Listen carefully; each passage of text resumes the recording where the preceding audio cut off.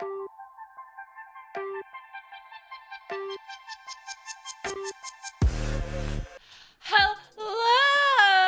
Wait, I want to see. Chat, it's us. We're here. In person. In person. This is so exciting. Hi, everyone. This is weird because I'm seeing it like live right here, but it's delayed on your screen, but then the camera's over here. Steph has the most amazing setup, by the way. I've always been really jealous of it.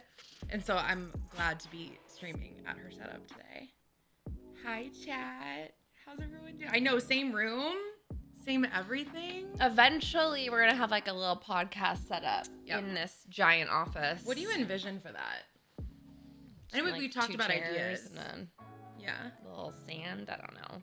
Or we do like a whole ass like table that we sit at. I don't know which is better. I like the chair vibe because I think it's cozy and like inviting.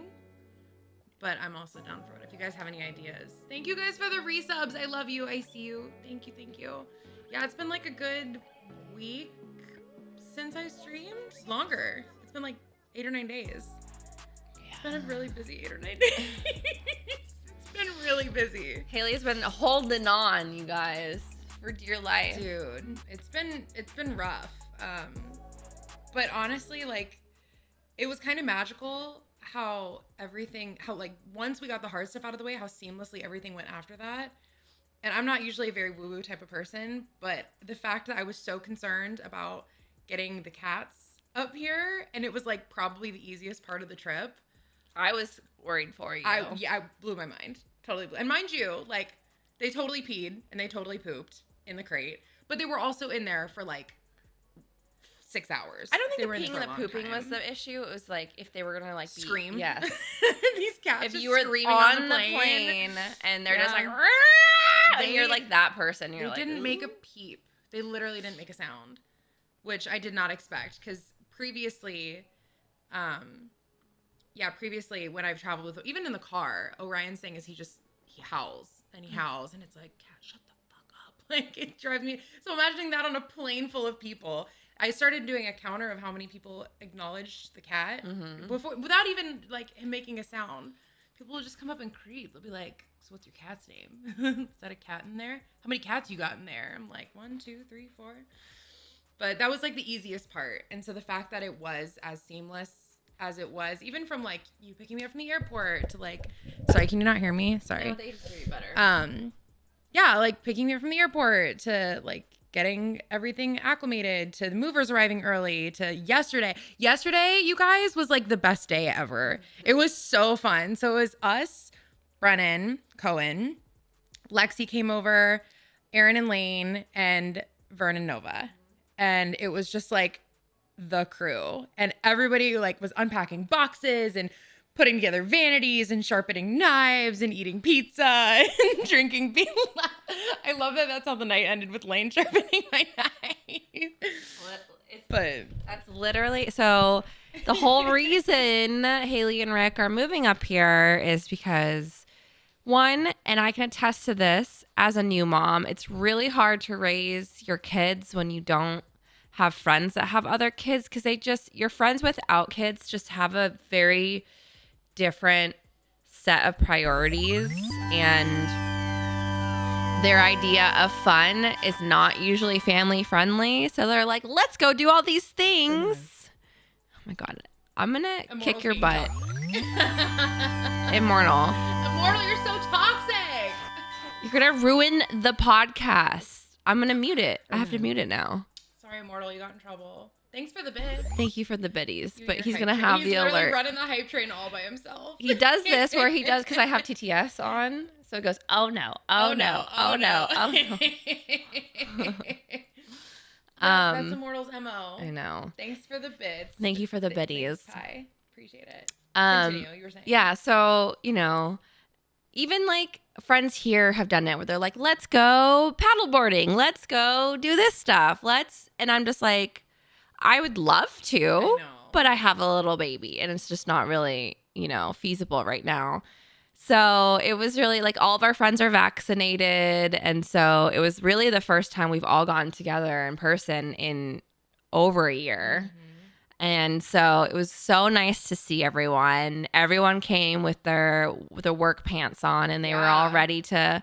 It was crazy. I went upstairs with Hayli. I didn't really get to participate because I had Cohen the whole time. She was momming. So, and I was trying to get him down for a nap, and I was feeding him and whatever. So I didn't do a ton of unpacking at the beginning, but Hayli and I went upstairs and came back down like maybe an hour later, And it was like and every all box the was boxes unpacked. were already unpacked, and we were like, "What the frick?" And then there's like sticky note labels on all of my cabinets where they were putting it. Because originally they were like, Hayli, we need you to point and tell us where you want certain things.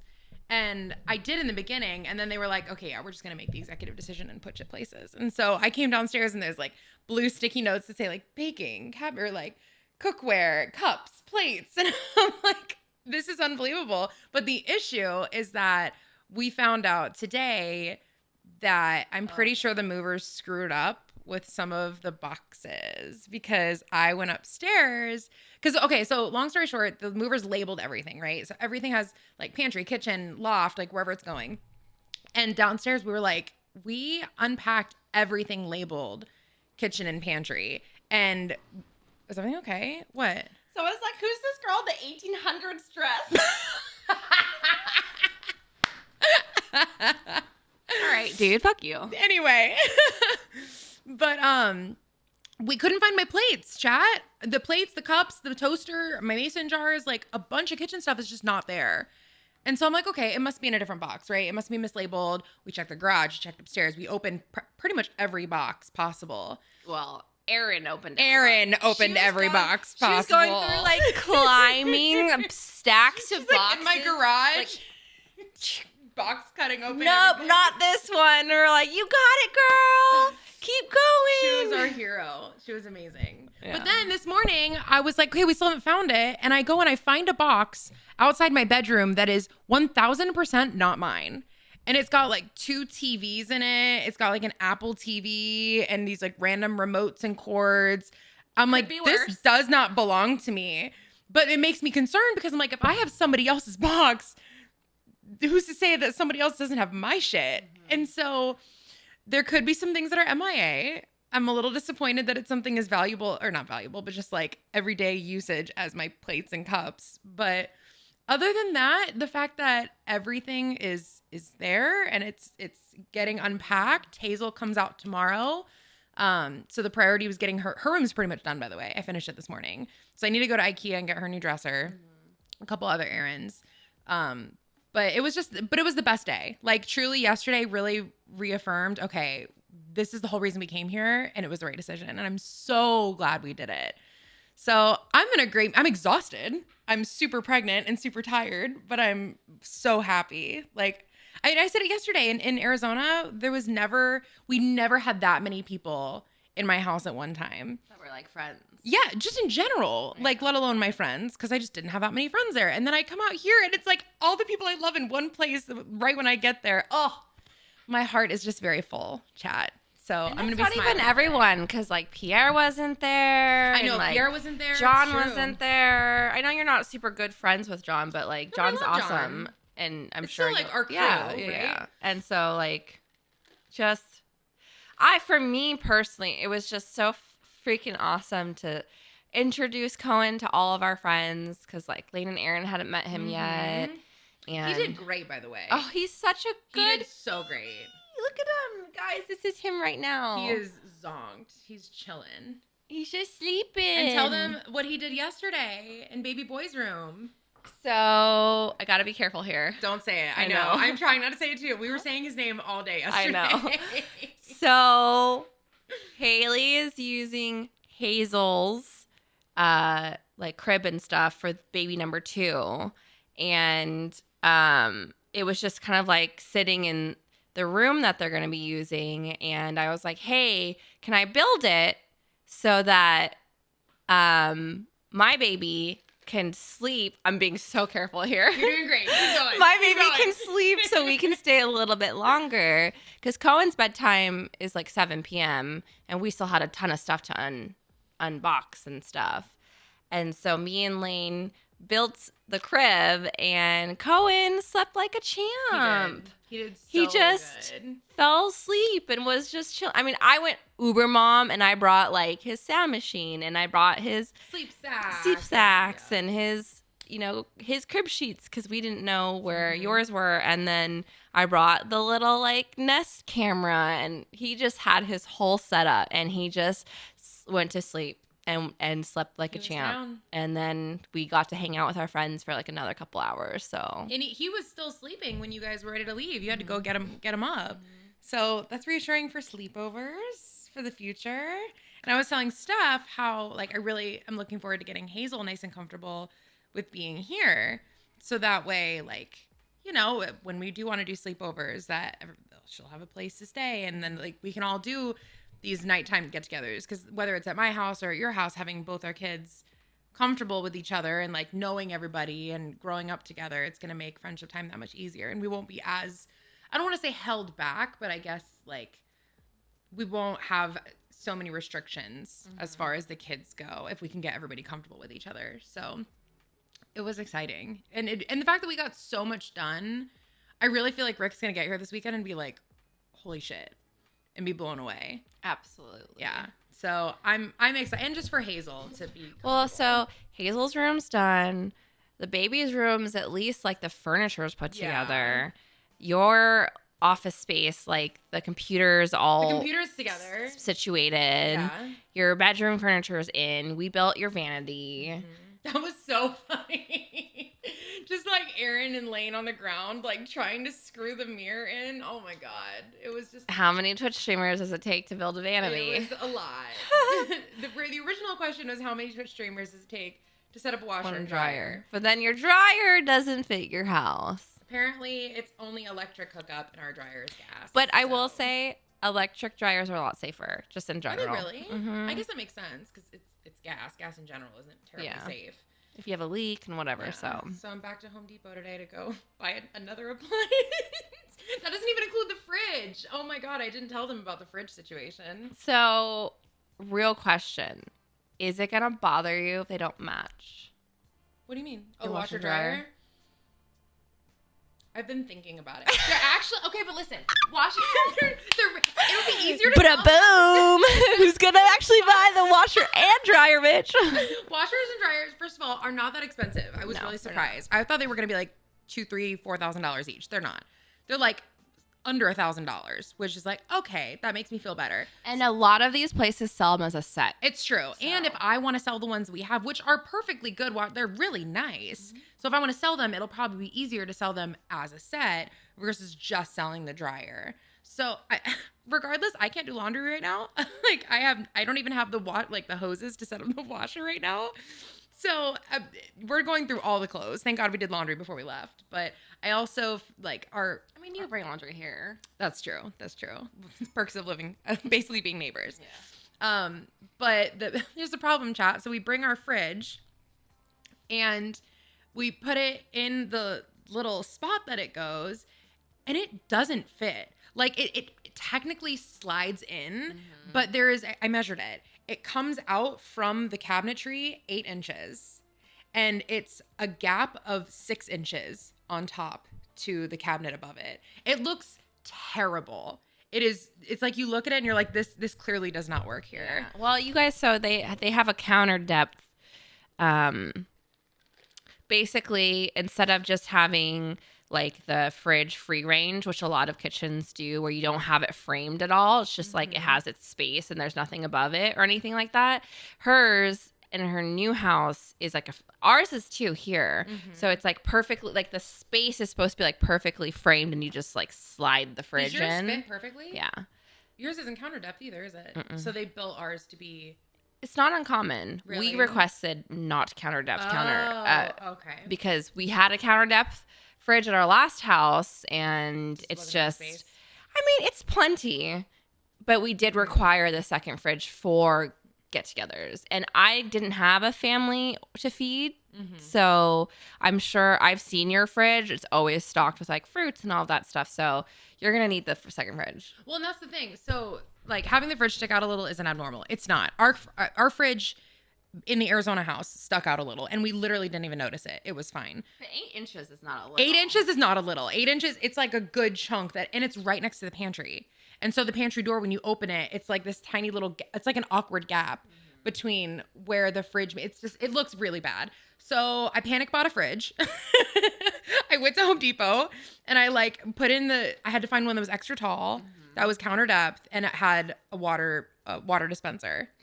It's really weird that they left such a big gap on the top. Gap. And even when I bought those, so there was only one fridge that really fit those dimensions.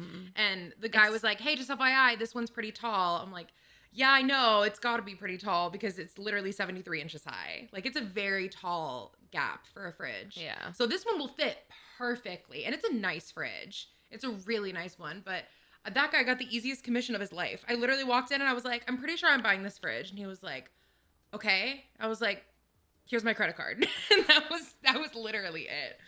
So it gets your Wednesday. But yeah, the one we have we'll keep. We'll just put it in the garage. If you do get a new washer and dryer, I highly recommend the ones that I have.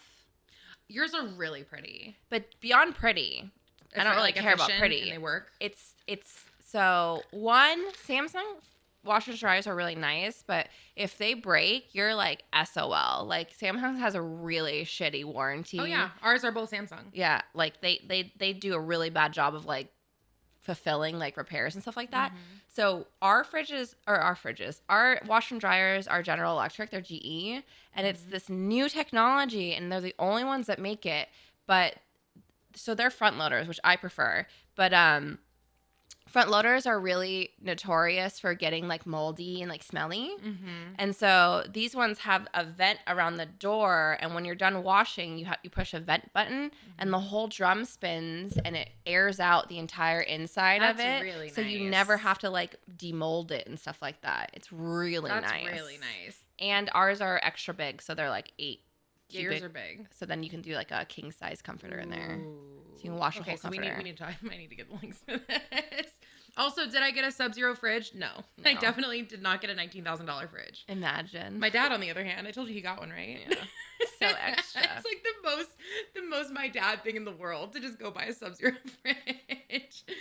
But it's really nice. It's Bosch, which I know is a really good brand because you're saying your appliances are Bosch. And I've never owned anything from them, but I'm not kidding, chat. Between the size of the fridge and those being counter depth and also having a water dispenser, my options that weren't insanely expensive were 3. And I was like, all right. And it's weird. Like, a lot of them didn't have handles. That's like a new thing for a fridge. Well, they're handles, but they're like gap. they're like tough. Yeah. Yeah, it's weird. I don't know. I didn't really like it. Maybe I'm just old school. They did fix the island counter. Yeah. Well, it was the perimeter. They did that before we moved in, thankfully. But it looks really good. The house looks freaking awesome. It looks so good. Yeah. Especially seeing with all the furniture in it, like seeing it with the couch. Because, like, okay, really weird because you would assume that, like, seeing a house empty, it would look huge, right? But actually, when you see houses empty, they look smaller because you can't visualize the space with the furniture in it because you always think furniture is bigger than it is. So, not that I thought your house was small on the first floor, but now it looks so much bigger with the furniture in it. And I'm just like, oh my gosh, there's so much room. Too. Wait till guys, the amount of packing paper that goes in boxes is one light bulb, and they were plastic light bulbs. Plastic light bulbs. It was like 15 pieces of paper around each plastic light bulb. I was like, it was absurd. It was absolutely unnecessary. And I just kept shoving all the packing paper under the island. And Erin thought I was kidding. And she saw it and was like, wait a minute, you weren't joking. This is really all the packing paper under the island. And so everyone's like hauling it into the garage and stomping on it. Yeah. And we don't have recycling service until not this upcoming Monday, but the following Monday. So our garage is just going to be like a mini recycling plant for a little bit. Unless, like, you know what my dad suggested is listing all the packing paper in boxes on OfferUp for people who are moving. Like, list it as free and be like, hey, if you need it, come get it. And then I don't have to pay for a service to come get it out. Because people need that. That's smart. It's really smart. So I'm going to try that first and we'll see. But rip Arizona woman. God, there goes my title, man. That was my one claim to fame. Now I'm no longer Arizona woman. But yeah, the house is coming together. So slowly but surely. I built the bookcase this morning. Did you? Mm-hmm. So now we just got to put Buxton. Well, I want to mount it first because we don't want to risk that. So the way that my office is going to be set up is it's actually going to be, instead of being in a dedicated room like this, it's going to be in the loft space. So I'm like a little nervous about the kids and their access to it. But You're going to really need to cable manage. That's my recommendation. Bro, the fact that Brennan's first reaction when he saw that was like this incessant need to go and manage my cables should tell you guys how bad the cables Don't look are. at mine. Mine are really bad too. But I mean, I don't. So I have this issue where. So we built this beautiful house and I love it so much. I wish we had put an extra room in here. And we have so much space in this house. We definitely could have like shifted some walls and stuff and put an extra room in. So you have that option? Mm-hmm. Oh, I didn't know that. Mm-hmm. We did. We moved a bunch of walls. These rooms are like really big. Size. Yeah. You definitely could have. So I want 2 kids. And I want them pretty close in age, like at least 2 years apart, right? So for me, it seems like a really big waste of money to like do this office so it's like gorgeous and perfect and exactly how I want it, when in a 2 years from now, well, I guess maybe 2.5, because baby will be in our room for a while, but then I would move my kids into this room because it's bigger than the other one by a lot. And I would use, if it's 2 boys, I think I would have them room together. Even if it's a boy and a girl, I don't know. That was my original thought with this. But this room is It's a huge. big room.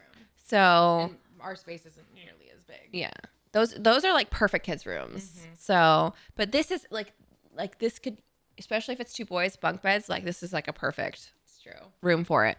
But like I don't want to do this amazing setup in here and then have to tear it. It just sounds like so much work to then have to tear it down. And I wanted like pink walls, and I'd have to repaint, and it just sounds like a lot of work. You already paid your painting dues. Oh my God. I am not painting this room by myself. So hi, Erin. Erin, we were talking about your like amazing superwoman powers yesterday with the boxes and how we were just, you just went so hard and were so incredible. Oh, by the way, because I gave her some of the donuts, I warmed up 2 this morning in the microwave for literally 10 seconds. And in the words of you, it was a religious experience. It was, I sat there and I was like, what is going on? This is the most unbelievable thing ever. So I'm in your corner. I totally had donuts this morning and it was amazing. where did you get them? Krispy Kreme. Oh, Krispy Kreme. You didn't see them yesterday? They were sitting out for everyone. I had an Aaron cookie, and then I had like 5 pieces of pizza. Pizza was so good. Do we have any love left? it. Is there, Yeah, there's the white sauce pizza left. That one's so good. That was, I think, better than pepperoni. I love that we found a place, like a pizza place I already like right off the bat. Oh, I feel like we've gotten it before when you visited. You think so? Yeah. That's Maybe. our go-to place. Well, what's great about it is the fact that I'll get a lot of shit for this. I'm not notoriously a pizza person. Rick's the pizza person. Rick is the pizza person. I will be the one to be like, babe, what do you want for dinner? And he'll go, pizza. And I'll be like, do we have to? Like, do we? And then, but I think part of that is just that we never really found a pizza place that I was obsessed with. The only place that I really liked was Hungry Howie's. Have you ever had Hungry Howie's? And Rick is like, this is terrible. He hates it.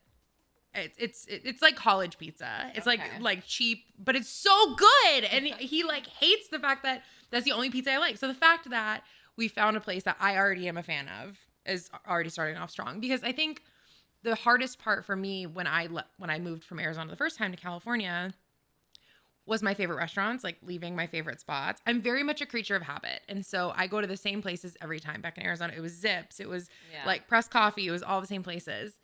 But honestly, the food in Portland is just light years better than what I was used to. I cannot wait to take you to like our favorite rextrants in the area. One in the area, and then 2 like downtown Portland, like the restaurant that Lexi went to with Pierre's brother and stuff. Like, oh yeah. It's just so it's so good. And it's the thing I love about it. especially the area that we live in, is like downtown. You get the super bougie, like upscale, like city living restaurants. And then around here we found like our favorite go-to spots. Like we have a favorite bar that we go to where the bartender like knows us and stuff. And then, I mean, not anymore, man. Wait, It's speaking a long time. of that, so our local Starbucks might already know me. I'm not kidding. So I get there. They're so nice, first of all. And the girl, the first day I go, she's like, hey, and I, oh, how's your day? And I'm like, oh, unpacking all day. And I tell her I'm new here. And then today I go and get this, and she looks at me and she goes, oh yeah, you're the girl who just moved here. And I was like, oh no. That's when you know you get too much coffee. But I was like, yeah, it's me. Hey. She's like, how's unpacking going? I'm like, it's going really well. Thank you so much for asking. Bye. It was like very embarrassing. But at the same time, it's like cool that I've already got like local places. Everyone here is so nice, Steph. Everyone here is so nice. I'm the asshole. It's definitely a Pacific Northwest thing. It's gotta be. Well, you say that. Oh, God, it's so funny. What? I don't know. So I feel like with my friends and even like streaming with my community, I have a very like bubbly, like happy personality. But shit, you'll never catch like a waiter or like a barista like remembering my shit, because I just have like resting bitch face. And it's not that I'm not nice. I'm polite. I say thank you, but I'm not a conversationalist. Like I don't small talk with people that I don't know very well. So like I go up there and I'm like, I want a coffee. Just like that. Thank you. At least you say thank you. I do. No, I know, but like I'm not like, hi, how are you? Oh, yeah, that's me. And that's totally you. You're like the friendliest person. I'm not that person. Like, I just want to be like, nice hi, to can I have a everybody. cup of coffee? Thank you so much. Bye. Yeah, I mean, And I just sit there on my phone and I go. but you know what's funny is like the small talk thing is really interesting because and this is kind of unrelated, but I read an article the other day saying how small talk has been like kind of ruined with the pandemic, and how because everybody's been at home at their computers, no one really knows how to do it anymore.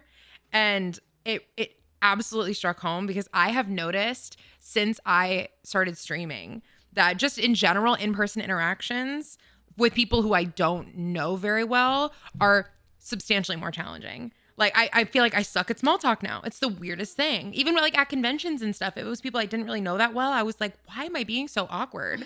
I truly think it's because I wasn't used to like going into an office and seeing people regularly and having those interactions on a daily basis. So I actually think it's the opposite for me. Really? I've always, it's so funny because I really am with people that I know and trust such an extrovert, but I am very shy, especially with strangers. And I have been my whole life, even as a kid. Like I was a kid that couldn't order at restaurants, that wouldn't answer the phone, like just the whole shebang. So the reason I'm going to interrupt you really quick, the reason I know for a fact that that's true is I remember at my wedding, you and Alyssa were both like that, and you were both nervous around each other. And then once you guys finally like figured it out, you became best friends. Yeah. But continue. It's not so much an anxiety thing. I just don't. I don't know what my mental block is, but I just go, oh, if they want to talk to me, they'll talk to me. And then I just don't, I don't know. I'm really shy about it. And so like conventions actually forced me to be more social because, it's not just, I'm not just there as like a person, I'm there as like a content creator. So it's like my job, right? So like when someone wants to meet you and say, hey, can I get your autograph or can I talk to you or whatever? Can I get a picture with you? Like it forces you to be like, oh my God, hi, thank you so much for supporting. Like how's your day? How's your convention experience? Like what's your favorite? Blah, blah. And like a lot of time they're more shy than I am. So it definitely forces me to be the conversationalist. Yeah, you're right. And in those circumstances, I completely agree. I think it's more like when I'm at like an industry event. Yeah. And there's like people or like other streamers that I don't know that I want to know, but I'm like, I don't know what to say. And then I'm always like, what if they don't like? I don't know. I get in my head a lot in those situations. I'm still like that, even at industry events. Really? You're very friendly, and I'm just like, if they want to talk to me, they'll talk to me.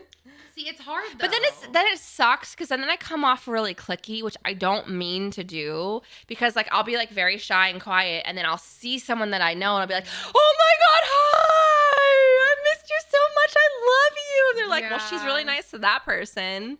And I'm like, and it's very intimidating too, because like, especially in those situations, cliques are they're very intimidating. Because even without being in person, like there will be people on Twitch that I really want to get to know. And I'll be like, I want to be their friend. They seem so nice. I want to play games with them. I want to hang out with them. And I'll try, and then I'll see them like interacting with people they're actually friends with, and they have like such a close group that I immediately am like, I'm too scared. Like they already have their group. I don't want to intrude. But then it makes me realize, okay, well, we have a very similar thing going on with our group too, right? So I could see how it would be intimidating just from our experience to try and open those doors to, like, if people wanted to be in our friend group but don't know us very well. Like, I think when you get to know somebody and you're really that close, it's easy to come off cliquey without even meaning to. Yeah. So I don't know. And maybe that would be helpful at events, because it's easier to talk to people in person when it comes to Twitch in like our industry versus like on Twitter or going into someone's chat. Like if I go to PAX and I see someone at a party, I can be like, oh my God, hey, it's so nice to finally meet you. And then we actually have a conversation that can lead to developing potentially a friendship. That those opportunities haven't been there for the last year plus. What? I don't have my glasses on. Just tuned into Steph's sister. We look like two. Yes. Our first time asked that. Thank you. Thank you for making our day. Sisters from other misters. Definitely. Yeah, I mean, okay, so hey, this is a podcast, by the way. We're really not great at We're so good at this. Can you podcasting, but our topic for today is friendships and the evolution of friendships. The reason we kind of thought of this topic is really because of yesterday and seeing all our friends for the first time and like realizing that these were all people, except for the exception of Brennan and Lane. Mm-hmm. These are all people we've met over the internet. Brennan and Lane didn't meet through Twitch? No, they're from here. They're locals. I did not know that. Mm-hmm.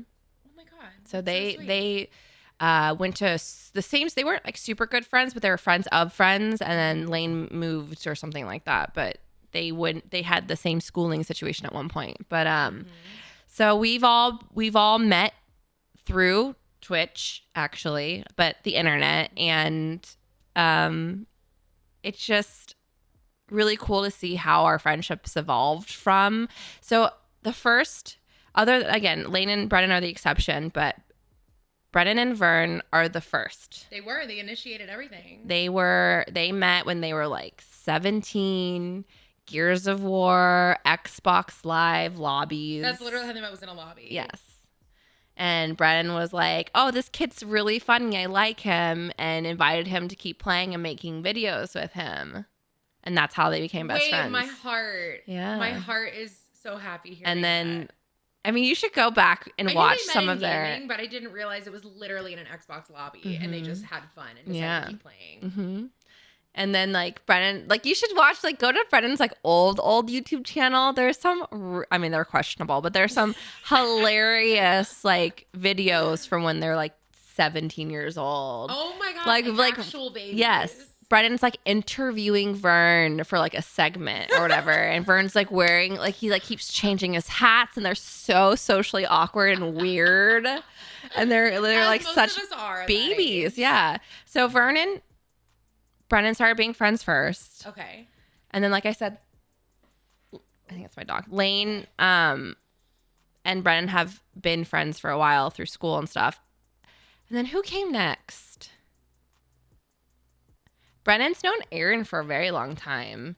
Really? Because Aaron was in the Daisy community.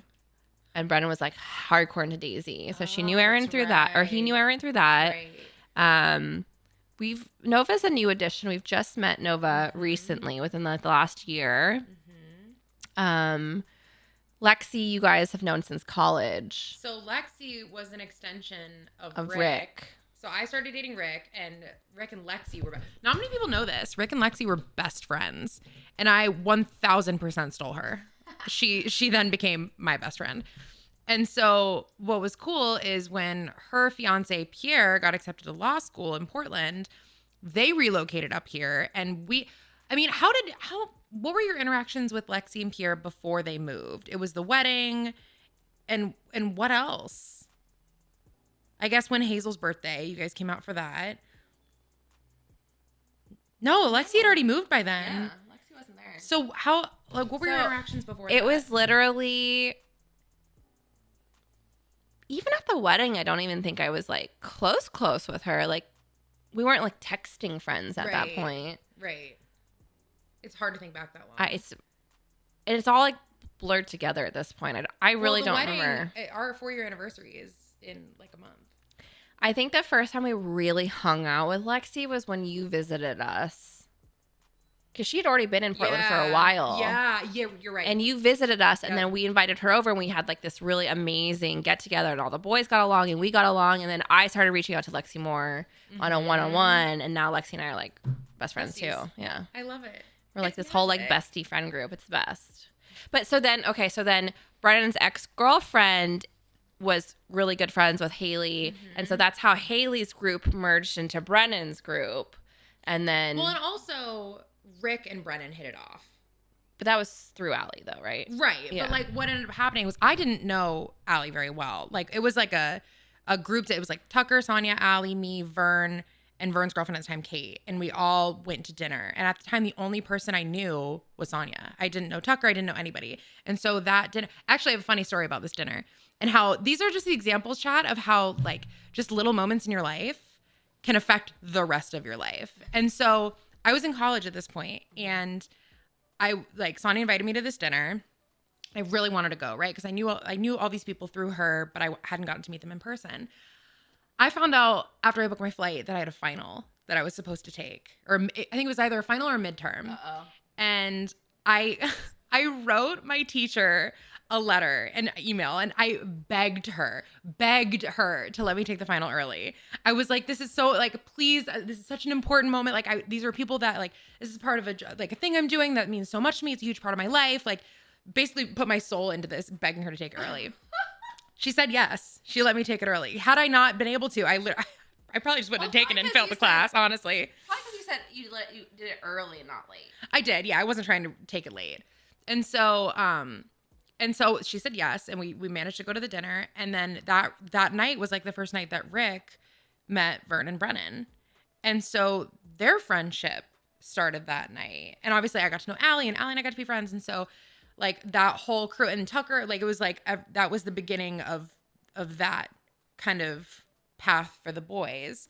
And they've just always been close up since then. Like whether it was like playing games together or getting together at conventions or any of that, because I'm trying to think what year that was. It was like right before Rick and I got engaged. 2014? 15, I think. I'm pretty sure it was PAX East of 2015. I know it was because I was studying abroad in 2014. I started streaming in 2014. So 2015 was when that PAX East happened.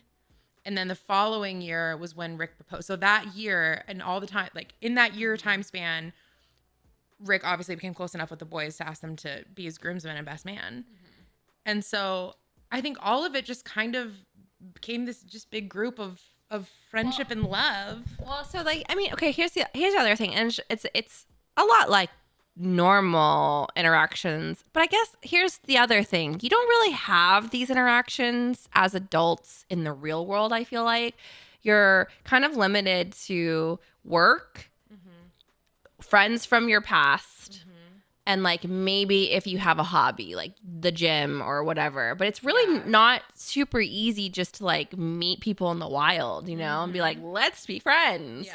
So there's definitely this, but in high school it's different. Like when you're at school, you're forced to be in an environment. You're with like a shit ton of people your age, and so like you kind of like phase through friends because, you know, at the time like they fit your personality or whatever. But I mean, like I'm still friends with a lot of the people that have come and gone, but it's our current friend group that's really like stuck. And I think the big difference too is, as much as you love your online friends, you'll never have this quite the same relationship as you do when you're in person. And now that we're all in the same group, and again, we made the immense effort to make our friendship in-person friendship because we traveled so much together and we did stuff outside of just like streaming together and internet. I think we made a really serious effort to like have in-person friendship time. Like I would say, I mean, conventions made it easier when they were happening, but even without the conventions, we still did like our annual New Year's trip. And then whether it would be you coming to visit for Hazel's birthday or us coming to visit you guys, like there were always at least one, maybe 2 more trips that were just dedicated to friendship time throughout the year. So I think we really made it a priority to like not just, oh yeah, it's Twitch and playing games together, but really have those in-person experiences, which makes a difference. Is that our baby? Do we have a visitor, everyone? Hi, Oh, look at that oh. face. Hi, And all that has now led to babies, chat. Yes. Well, and then so again, a huge factor for Hayli and family to move here was the fact that Brennan and I started our family, and Lexi got engaged and is interested in starting a family relatively soon, like within the next 5 years, you know, like everything's happening within the next 5 years. So for them to come up here and settle down so that all of our kids can be raised together is so huge. It's really big. And Hazel is in love with Cohen. Like the other day I FaceTimed her because she's still in Arizona. She gets here tomorrow. And she answers the phone and she goes, "Where's baby Cohen?" And I was like, "Hi, Hayes. It's good to talk to you too." And so if you guys want a really cute picture, there's a screenshot of the kids FaceTiming on Twitter that you can go see, and it is adorable. But you and I are best friends. Oh, that's a big yawn, bud. Hi, did you just wake up? Did you have good dreams? Cohen and I are besties too, by the way. We're totally best friends. Cohen loves Hayli. Hey, bud. Loves Hayli. You should have that moment last night where he grabbed my Babies are so funny, chat. They are so funny. Are you hilarious? Are you so funny? Hi, Bug. We were talking about our friendship love story, Brennan. Oh, I'm listening. Oh, yeah? I knew Lane, by the way. Yeah, that's what we were talking about. I said. Oh, I wasn't really friends with Lane in high school. But, Did I not? How'd you become friends then? Mutual gaming friends. And mutual friends, but we started playing games together. Oh, okay. But like through Johnny and And Nick yeah, and that's how them. we met. Yeah. And then I was like, oh, Lane's hilarious. And then Lane was interested in streaming, and so we would stream together. Because out of all my friends, he was really the only one that would he wanted to stream. So I was like, yeah, come and stream with us. I feel like that was also a time when no one really knew what streaming was. It was early days for It sure. was definitely early days. Now everyone knows. It's the weirdest thing. I know. Anytime an internet technician Even, comes like- in my house, they're like, "Oh, do you stream?" Even like Karen Facebook moms know about streaming. Yeah, it's That's true. crazy. He's just chilling. She's chill baby. Hi, handsome. Can I hold your hand? Gives you a smirk. Hi, baby. He's happy. Did he just wake up? Oh, yeah. I can't. He was just sitting in his crib laughing. Was he just laughing by himself? Yeah. Living the dream. I cannot wait until Hazel can see him. She's going to freak out. I bet. She's going to be like, I want to hold baby Cohen. I want to play with baby Cohen. I can't wait. Let's make sure her cough is good first. Yes, she's doing a lot better, but I'm not bringing her anywhere near here until she's actually 100%. Because we don't want anybody getting sick. We want everybody healthy. Healthy. Yep. We're all already vaccinated, so big thumbs up there. Almost fully vaccinated for everyone, so now we get to do stuff like this all the time. Is he just watching himself? He's Yeah. literally staring at himself I right know. here. He sees all the cameras. He's like, Sometimes Technology. he just stares right into the camera. It's weird. I love you so much. Chat's probably like, this baby's staring into my soul. Yeah. I love you so He's already much. a better streamer than I Ben. love you He so reads much. chat. That's half of this. Yeah, he's actually reading chat. Better streamer. Better stream, professional streamer already. So I'm assuming you're gonna feed him later. In like 15 minutes, Okay. 12 minutes. Alright, making sure. 17 minutes ish. Yeah. Something like that, chat. It's been a long time though, because that whole the saga of our friendship cycle. Well, I guess for Vern and Brennan started. You said they were 17, so that's 12, 13 years ago. Which is nuts. That's really weird. Yeah. How long have I known you now? So You and Brendan have been together 6 years? it'll be 6 years this September. Yeah. We met like in person. We met. I'm dying over I this. know. Look at these shoes. My Chad. brother got those for us for Christmas. So cute. We met PAX East 2016. So then, yeah, 5 years. That was the leather jacket duo, PAX East. Remember you and Rick were Oh, matching? that's right. Oh, man, I still have that picture somewhere. And then we went to like the Crab Shack, and you guys got Long Island's. Remember, with Brendan's parents. Oh my God, I forgot about that. Mhm. Was that at the Crab Shack? I didn't think I'd ever been to the So Crab wait, Shack. that was PAX West then. Yes, because it was in Seattle. Yeah. Yeah. So Why did I think it was East? No, you are West. so cute. Can they see Reese? He's just staring at me. So that was like right before Brendan and I started like dating. Like right around we started dating. It was Yes. like August Yes. 2015. Yes, it was. So we weren't boyfriend and girlfriend yet. We were just like dating. And so you and I really became friends. We didn't become friends until like, the next a year. I was gonna say a solid year after that. Mhm. So then, 2017. I mean, we were friendly, No, but yeah. it was before because I wanted to invite you to my bridal shower. But I came to your No, you did. You came to the bridal shower. bridal shower. So yeah. Yeah, I didn't come Oh, to it your was a bachelorette bachelorette party. Mhm. So we were already close friends Mhm.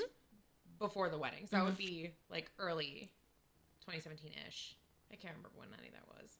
I married in June. April was, I think, probably my bridal shower. Probably. Something like that. I don't know. But it's weird to think back on those times. It's weird to think that it's like In 6 years ago. 4 years, there's been babies, there's been weddings, like, there's been Europe moving. travel. There's been It's really, but like, time is just a funny thing with how fast it goes. But like, look at all the amazing experiences we've managed to like have in those without even living in the same state. I'm so glad we did Europe when we did Europe. It was perfect timing. That was the best. Well, another thing I just thought of, if you're trying to have your second baby in the next year or two, chances are 2. Well, right, but Cohen is 4 months. Yeah. And so you want said baby to be born in 2 years ish. So if that's the case, then you would theoretically be pregnant sometime later next year. Which means you and I have a very small gap between when we're both not pregnant. Which means we really got to squeeze in our wine nights when we can. Well, I don't think I'm going to get pregnant at like 18 months. I think he'll be 2. When you get pregnant? Yes. Okay, so then probably closer to 3 years apart. We'll see. We'll see. I keep telling We'll Bren, see. let's make another one like now. So Really? Yeah. You're kidding me. No. You're ready already? Like I right mean, now? he's just the best. I know, but like I remember I used to have actual panic attacks Oh no. at the idea of getting pregnant again too. That's why I got my IUD. I loved to have a second. I was like, freaking out. I mean, Here's the difference. my opinion might change when he's like mobile. Sure, but the difference is that Cohen was planned and Hazel was not. Yeah. So I was not in like a mental headspace where I was ready to make the decision to have a baby. And that was a really big deal for us because when I got pregnant with Hazel, most people know this, but Hazel was a total accident. Mm-hmm. It was like, hey, my period's late. When should we panic? And we got a test and it came back positive. And so we never made the executive decision, hey, we're ready to try for a baby. And so when it was really when Steph got pregnant that we were like, okay, we're ready to do this again. We're ready for another one.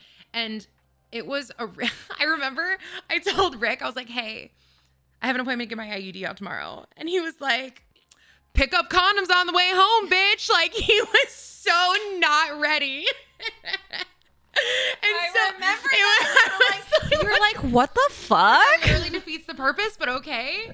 And so, but when we finally realized, okay, we're ready for this moment, like it was a very different, like, headspace that I was in where I was like, okay, I'm ready to have another child. Whereas after Hazel was born, I'm not kidding. I would like have these freakouts because I got my period back pretty early after having her. And so I was like, oh my God, I'm pregnant. I know it. I'm not getting my period. This is the worst. And I would like, those freakouts were like, okay, I'm clearly not ready for another baby. I need to go get on birth control. Yeah. And so, yeah, but it was. I didn't even tempt fate. My OB was like, do you want another kid right now? like right after? And I was like, no. And she's like, we're putting an IUD in. Yep. So like my postpartum appointment. Really? She's just. So fun fact, chat, you're super fertile after you have a baby. Like it is very easy to get knocked up right after you have a baby. But was it? Because you're hormonal and everything. So, Yeah. Yeah. Was that like, because you had an IUD before too. Was it harder to like the procedure getting it in after having a baby? I hear it's a lot easier actually. They were both easy. It was Really? easy the first time. It was easy the second time. Yeah. It was really easy after Hazel. I barely felt it. Because some women will be like, it was literally the worst pain I've ever experienced in my life. And it felt like, I guess when after you have a baby, everything feels very chill. It's like, oh, I barely felt. But you never felt any contractions. No. Steph did it the right way. I She had got a zero her medication. pain labor. She literally did. She got her epidural and then had the contractions. Yeah. That's the dream. Well, no, I had contractions. But like the actual intense. according to the chart, they were real ass contractions. Really? The nurse said some women, it's very uncommon, but some women just don't feel them the way other women do. And so I was having full ass contractions and I was just like, huh, was that one? And they were like, yes. How do you not feel that? And I was like, I don't really feel anything. Is it supposed to feel like a cramp? And they were like, the fuck? And then they were like, because you know, they put you on these monitors and it's like, here it comes. And I was like, mild discomfort. And they were like, and then they checked me and they're like, you're 7 centimeters dilated. And I was like, I don't feel much, but. And this was before the epidural? Yes. And then they were like, well, we've given you as much Pitocin as we can. So and it was slow going. It was 16 hours at this point. Oh, yeah. It'd been a while. And so they were like, we can't up your Pitocin anymore. So either we just keep riding this slow train until like you're 10 centimeters and then we like start the show, or we'll break your water and it'll really start the show. Oh, well, that was the difference for mine too, was like, I didn't, they don't tell you this really, but when they break your water, it really does kickstart labor. And so my water was still intact when I went to the hospital. And so they asked me, they're like, do you want us to break your water? And I was like, I mean, yeah, I guess it's going to break at some point anyway, right? And the contractions were bearable before then, but oh my God. I was leaning over the counter in tears, like sobbing because it was so intense. And Rick was like trying to put pressure on my lower back, like counter pressure to help with the pain. I couldn't do it. I was like, nope, I'm ready. Give me the epidural. I can't fucking do it. I was like, so they warned me of all this. They go, well, so, you know, the amniotic fluid acts as a cushion. So when you have these really big contractions, you still have this cushion to like really like soften the blow basically. Mm-hmm. So you break the water and it's just like you feel everything, right? And so I'm sitting there and I'm like, okay, cool. You want to break my water? Give me a fucking epidural. And they're like, well, here's the thing. You're coping so well with the pain.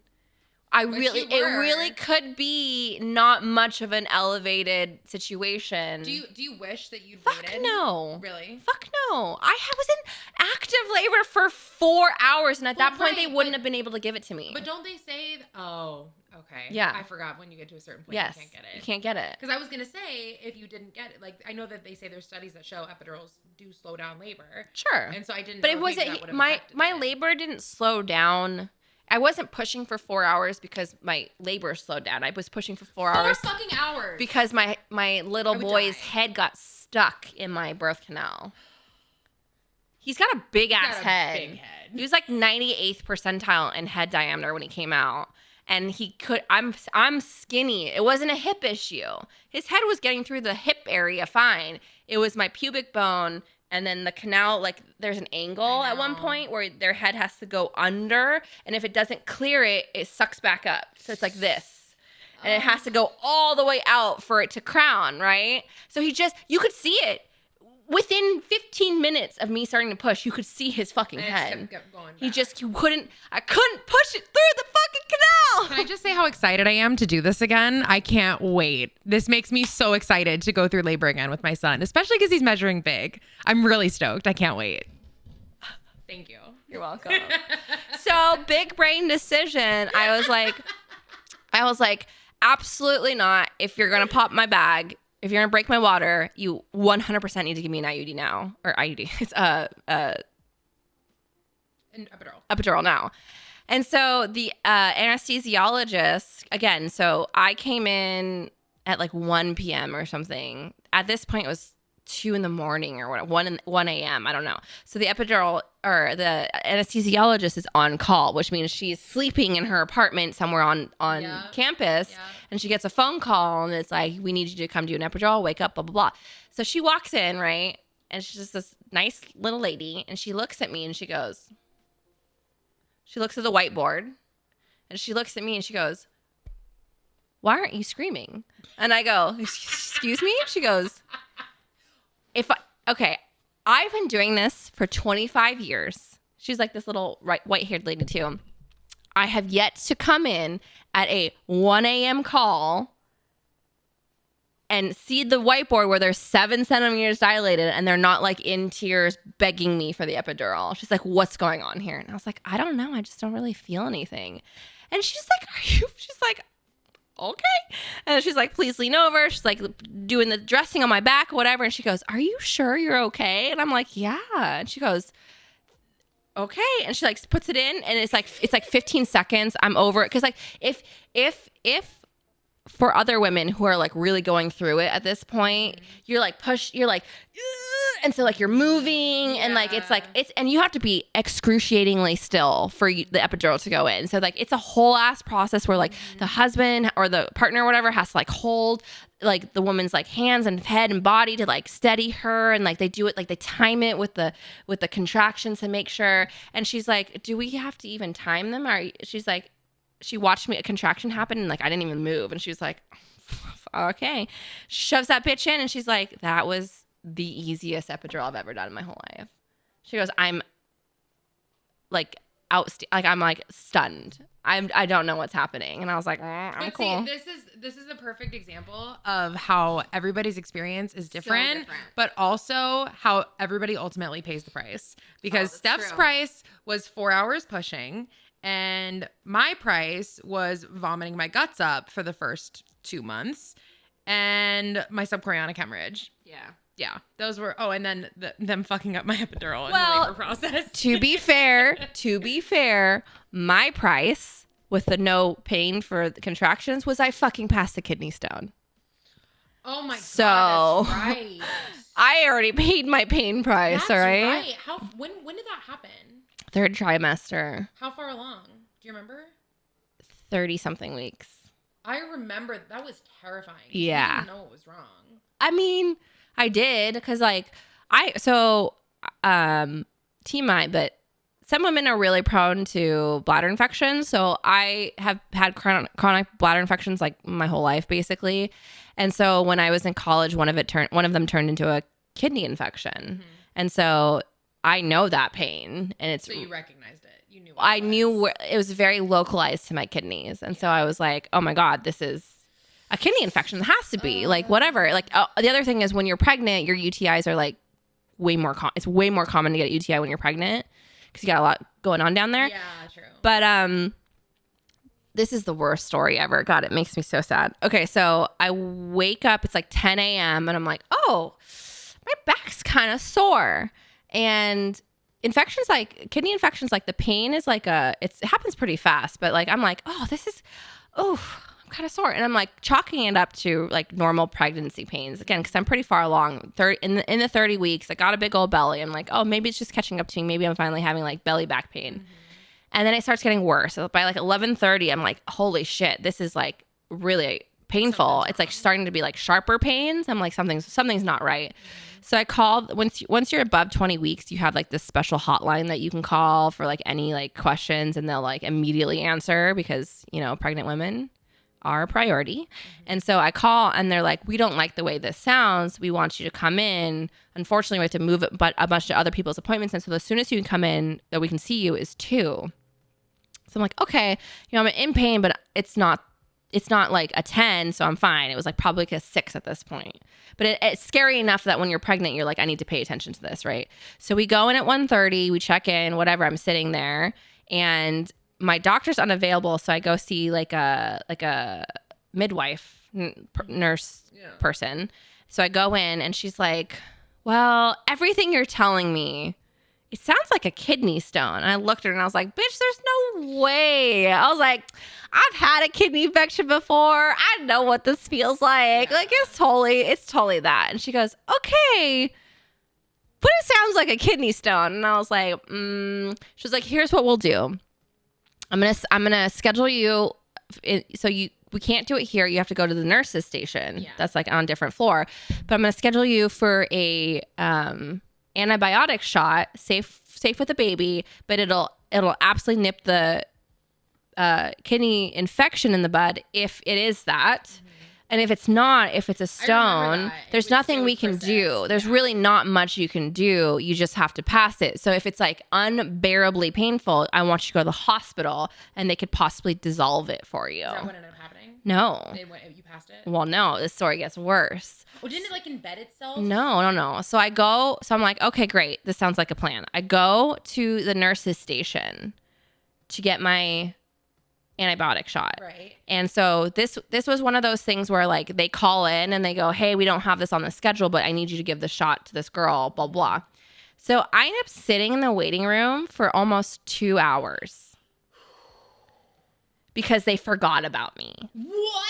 Like the game of telephone didn't go through.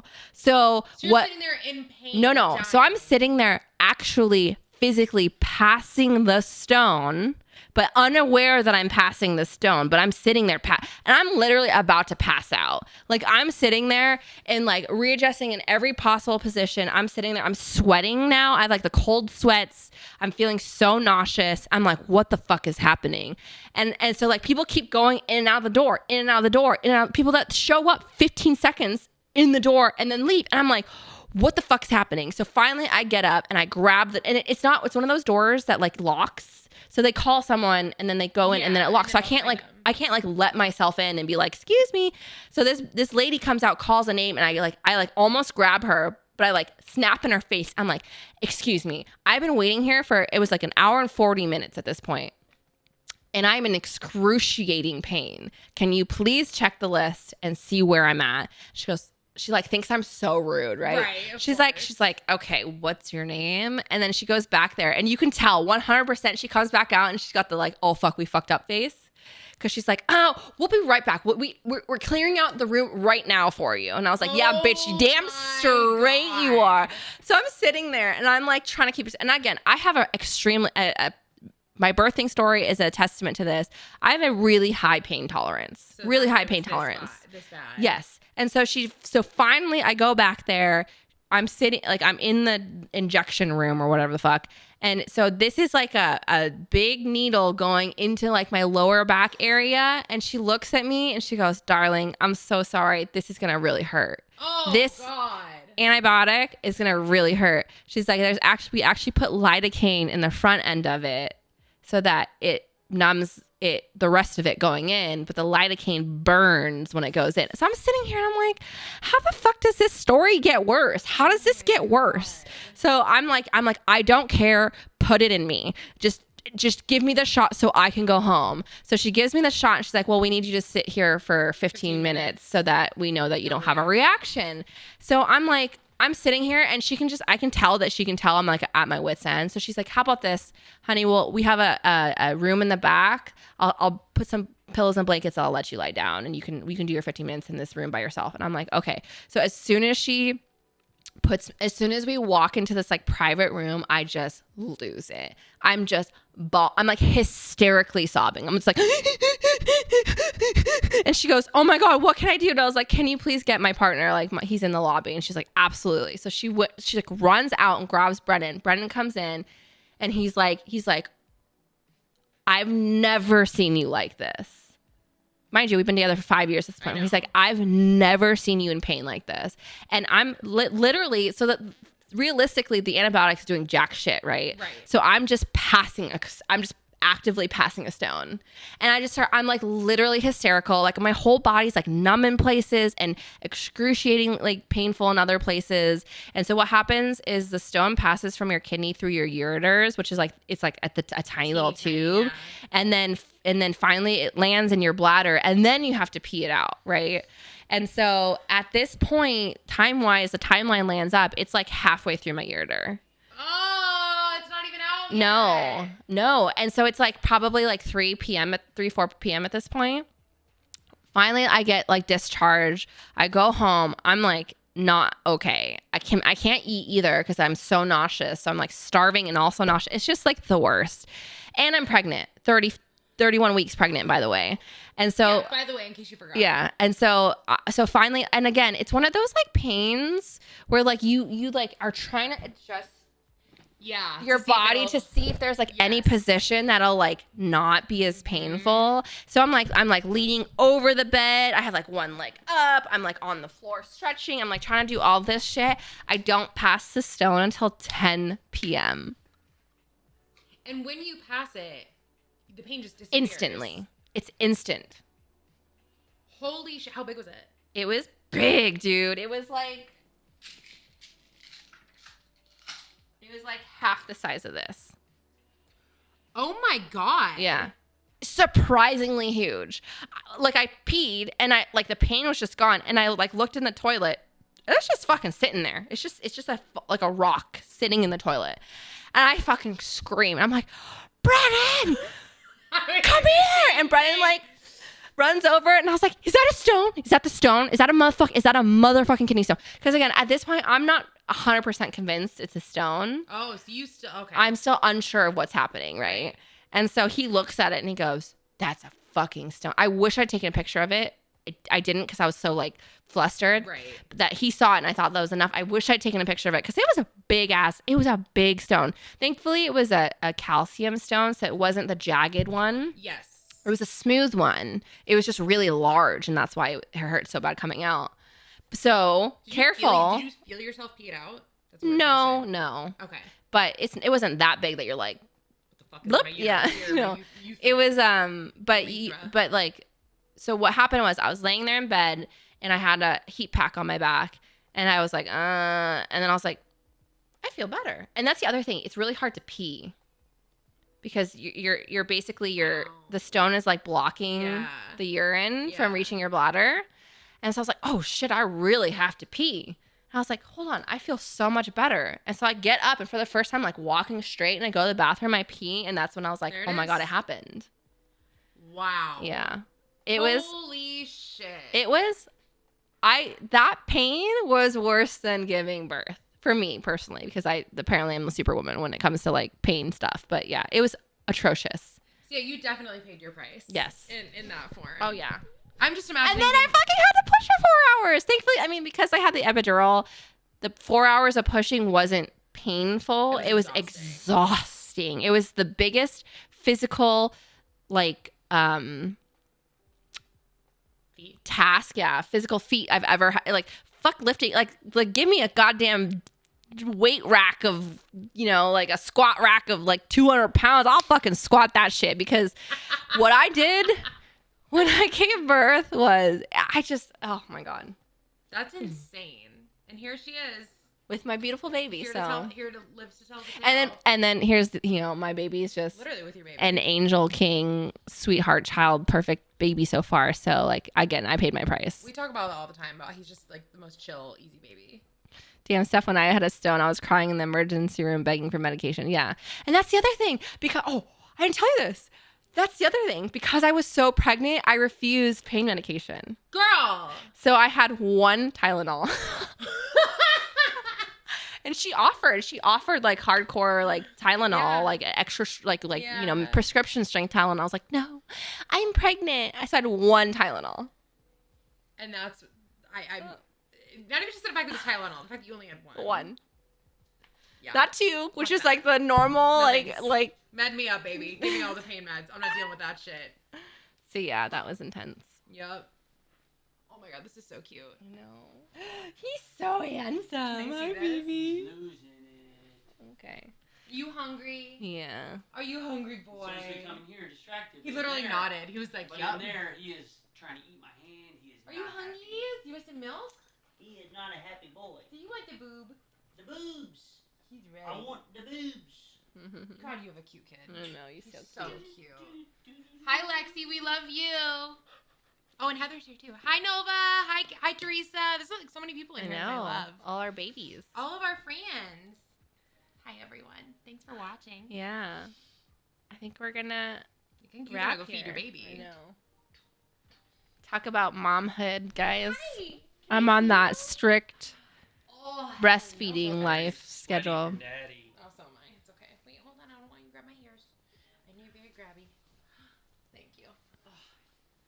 Hey. He's Is so that mommy? cute. Yeah. Hi, baby. Wow. Hi, baby. Are you hungry? Do you want some milky? He literally leaned toward you when you said that. All right, was guys. awesome. This was all. I mean, it's always fun to chat. And now that Haley's here, we get to do it whenever we want in person. I think it's a lot more fun having it done in person. Oh, for sure. Yeah. I think so too. Especially once we get like a little setup going with Yeah. like chairs And then we can have a and guest. barbecue. As we look to Brennan. Yeah. Brennan can talk about, whatever Brennan can talk about. What does that even mean? I don't know. He would have been a good contributor to the friendship portion of today. Yeah. Talking about our history as a friend group. Nope.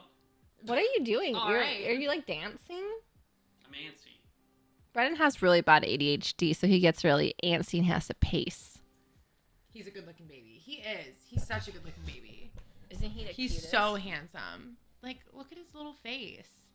Especially when he giggles and he smiles. Oh my god, he's so freaking cute. Oh. Brewski. Well, thanks for hanging with us, chat. We love you.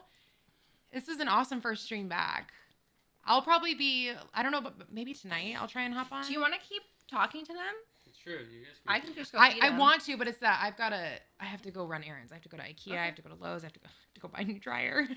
So much I have to Can do. you back up? Back up. You so stink. You're a stinky boy. But you guys can see my new house tonight if you guys want, and I'm not exhausted. Because I do have one night until Hazel gets here, so I should take advantage of it by either unpacking or streaming. My office is a mess, though, chat. Don't judge me. I'm just saying. I know his eyes are so mesmerizing. My baby. Eat some foods. Are you ready to eat some You're so chill now.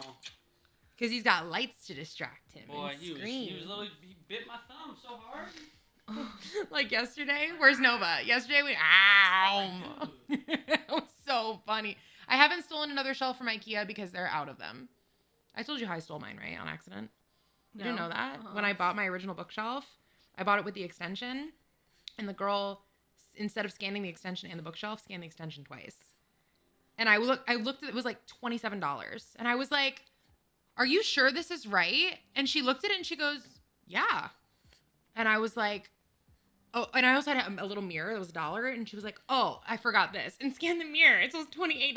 I was like, wow, IKEA prices are so much cheaper in person than they are online, which is actually true. These aren't that expensive. They're like though. $79. I got mine on sale for $49. Oh, okay. Well, with So. the extension, I think it was $79. And so I was like, sense. wow. And then I looked at the receipt when I got home, and it literally said 2 extensions. I was like, so now it's a running joke that I stole a bookcase from IKEA. But yeah, bought. She's. I know. At Move is honestly, Lexi, I'll DM you. It's been really, really good. I'm so happy. And then my family gets here this weekend, and the doggies.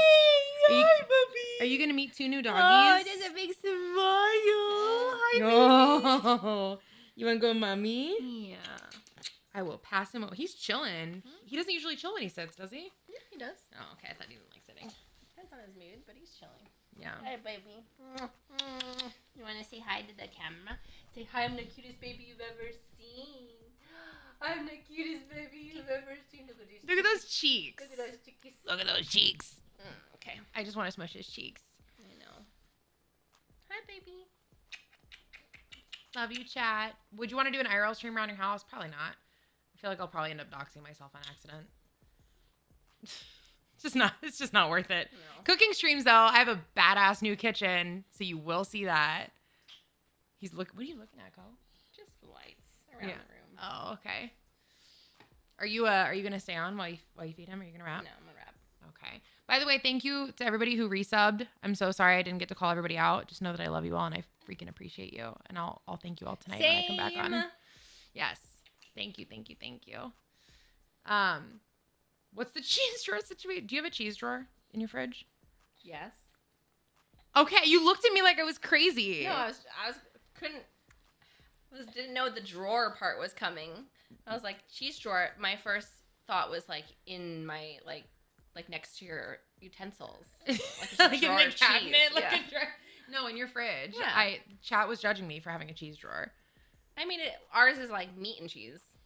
I mean, mine is too, but it's like 80% cheese and 20% meat, and the 20% is like bacon, and that's it. But no, you're not. You're not supposed to put bread in your fridge. If you put bread in your fridge, it dries out the bread. There you go, chat. Thank you. You're not supposed. So many people in my chat put bread in the fridge. No, it dries Thank out you. your bread. See, chat? Who doesn't have a cheese drawer? I like that. I'm not wrong. Tortillas, they stay in the pantry. Come Tortillas on. stay in the pantry. They call them bread boxes because you put the bread in a the box, not in the fridge. Yeah. You can put bread in the freezer if it's going to go bad. Yes. No, you And then you defrost bake it. the bread or whatever, and then you put it in the freezer if you know you're not going to use it right away, and you want to like not let it like go bad. But Where do you stand on tomatoes? Is a good question. tomatoes do not go in the fridge. I don't put them in the fridge. Okay, so this is the rule of thumb. You go to your local grocery store, and if the produce is not in the like refrigerated section, you don't have to. So like potatoes, tomatoes, avocados, like if they're in the like just center of the room. I refrigerate my avocados because I don't use them fast enough before they go bad. Oh, And they so stay fresh for avocados longer. they're never ripe here. Okay. So I leave them out for a day so that they'll ripen. Yeah, I'll leave them out for the day, but then I'll put them in the fridge. So they last. They last for like a week or two if I put them in the fridge, which is really You're nice. not supposed to put them. Fine, I'll keep my bread in the fridge. You guys are toxic. All of you guys are. Yeah. Tomatoes are gross and don't go in the house. What? If it's a Roma tomato, unless I'm cooking the Roma tomato, I'm on board with that. But cherry tomatoes, grape tomatoes, that's my jam. I love all tomatoes. I love I can those eat a tomato ones. like an apple. I love tomatoes. Yeah, you just sprinkle a little salt and you just go. What did you A little, like Cohen on my finger? All That's right. insane. Mhm. All right, chat. We love you. We love you very much. You can absolutely trust my takes with food. Don't judge me. We love you guys very much. Thank Thanks you for tuning watching. in. Should we see you should we guys. do it in person again next week, chat? Yeah. We'll see you guys Is next this a thing? Thursday for sure for another episode of Unnamed Podcast. Still unnamed. Hey, if you guys have any suggestions for what you want us to talk about, like whatever it is, please feel free to tweet us or post in Discord or whatever it is. Because we always need it. Literally, it usually comes down to like 2 hours for the podcast. And we're like, what do we want to talk about today? So feel free to shoot content to us. Yes. Ideas. 'Cause we're not creative. We love you, chat. We love you. I don't know how to turn this off. Okay. Oh, is it just the screen over here? No. Well, I'm gonna. I'm gonna let you do it. Okay. Okay. Through stream Then we're ending. gonna Love do you guys. this.